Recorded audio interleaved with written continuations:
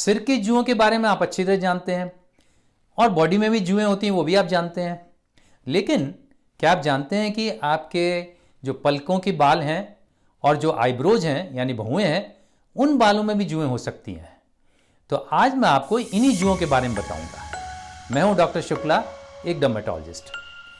ये जो जुएं हैं आपके हेड लाइस और बॉडी लाइस से अलग होती हैं और ये होती हैं प्यूबिक लाइस। प्यूबिक लाइस मीन्स ये वो लाइस होती हैं जो पेट के निचले भाग में रहती हैं यानी प्यूबिक एरिया में होती हैं। इसको हम क्रैब लाइस भी बोलते हैं। अब ये जुएं कैसी होती हैं पहले आपको ये बता दूं कि एक तो इनकी जो बॉडी होती है वो लंबाई में न होकर चौड़ाई में ज़्यादा होती है, और दूसरा क्या होता है कि इनके टोटल 6 टांगें होती हैं। 6 में से जो आगे वाली 2 टांगें होती हैं वो 2 टांगें मोटी होती हैं और बड़ी होती हैं बाकी लाइस के मुकाबले। तो इसलिए जब इनकी ऐसी शक्ल होती है तो ये क्रैब की तरह दिखाई देती हैं यानी केकड़े की तरह, इसलिए हम इसको क्रैब लाइस भी कहते हैं। ये छोटे छोटे इंसेक्ट होते हैं, इनका कलर या तो ब्राउन होता है या ग्रे कलर की होती हैं और इनको आप चलते हुए देख सकते हैं। लेकिन इनके जो अंडे होते हैं वो बहुत बारीक होते हैं, उनको आप देख नहीं सकते। तो एक जो फीमेल लाइस होती है वो फीमेल लाइस अपनी उसकी जो पूरी लाइफ साइकिल होती है वो करीब 30 दिन की होती है, 1 महीने जिंदा रहती है।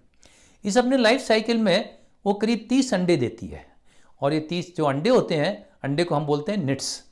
तो इन अंडों में से 10 दिन के बाद करीब वो जो आपका बच्चा है वो बाहर निकल जाता है, जिनको हम निम्फ बोलते हैं। और ये बच्चे करीब 2 से 3 हफ्ते में बड़े हो जाते हैं, एडल्ट लाइस बन जाते हैं और एडल्ट लाइस बन के फिर इनकी वापस वही लाइफ साइकिल चालू हो जाती है। अब ये सिम्टम्स क्या करते हैं ये तो अपने देख लिया कैसे होते हैं, लेकिन इनके सिम्टम्स क्या हैं, आपको कैसे पता चलेगा कि आपको लाइस से इन्फेस्टेशन है आपके पलकों के अंदर या आईब्रोज के अंदर। देखिए क्या होता है कि ये जो लाइस होती है ये स्किन से चिपकी हुई होती है। वैसे तो ये बालों के जड़ों में, जो बालों की जड़ होती है वहाँ पे चिपकी रहती है और वहाँ से स्किन को बाइट करती है। स्किन को बाइट करती है, बाइट करके आपका ब्लड सक करती है और ब्लड सक करके तो उसका जो सलाइवा होता है वो आपकी स्किन में चला जाता है। वो चला जाता है तो उसके अगेंस्ट बॉडी एलर्जी पैदा करती है और उस एलर्जी के कारण से वहाँ पे खुजली हो जाती है, वहाँ पे जलन होती है।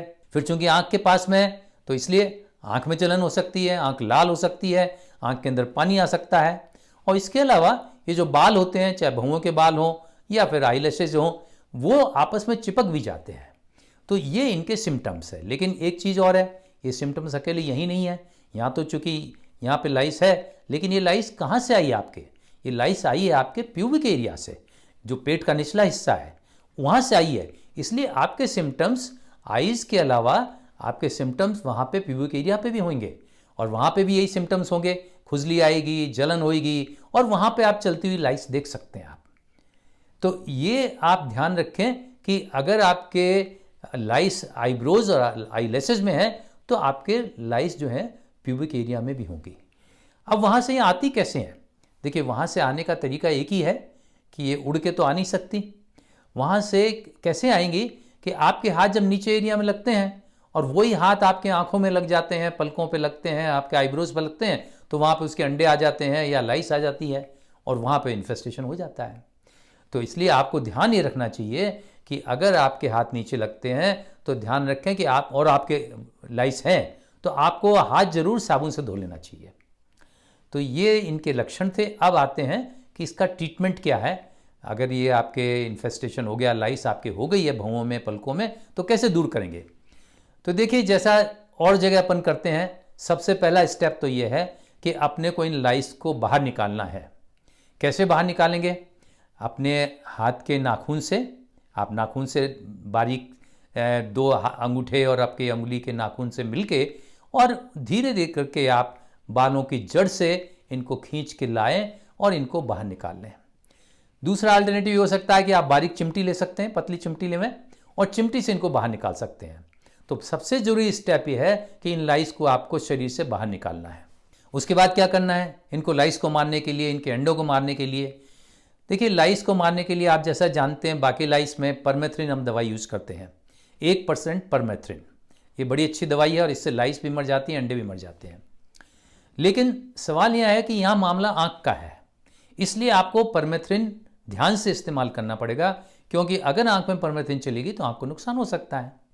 तो उसके लिए अपन क्या करेंगे कि परमेथ्रिन को आप स्वैब से ले लेंगे, कॉटन स्वाब से, और ध्यान से कॉटन स्वाब से लेके आपके बालों की जो जड़ें हैं उन पे आप लगा सकते हैं।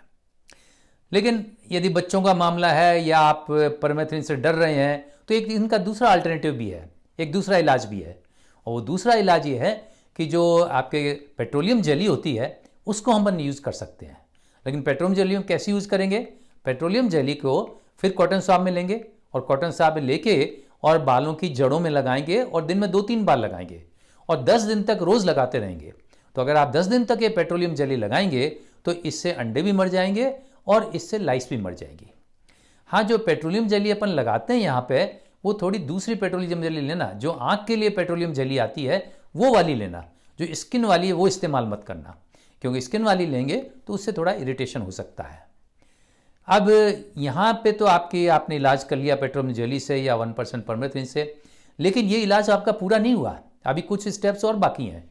वो ये कि एक तो आपको प्यूबिक एरिया में आपको लाइस मिलेंगी, उनको आपको दूर करना है और उनका भी परमेथ्रिन से इलाज करना है।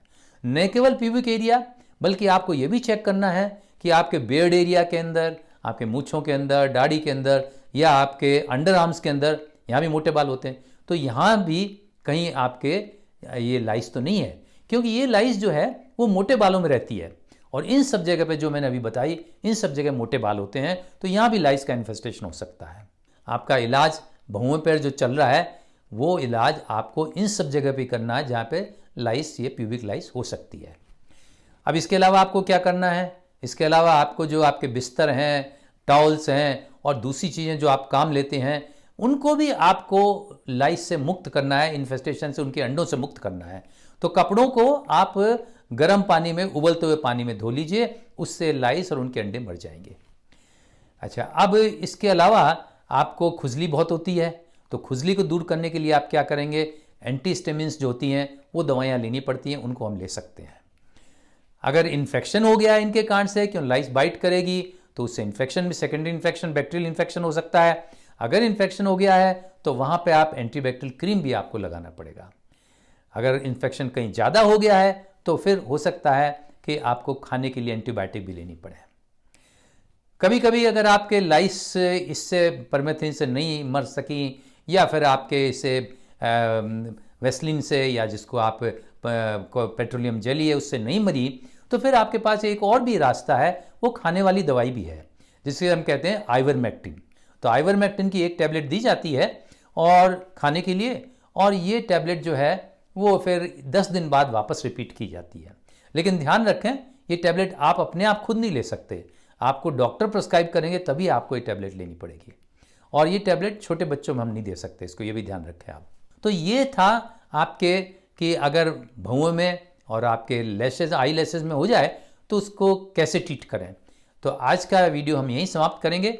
अगली बार फिर एक नए टॉपिक के साथ आपसे मुलाकात करेंगे। तब तक के लिए मैं आपसे आज्ञा चाहता हूँ। धन्यवाद।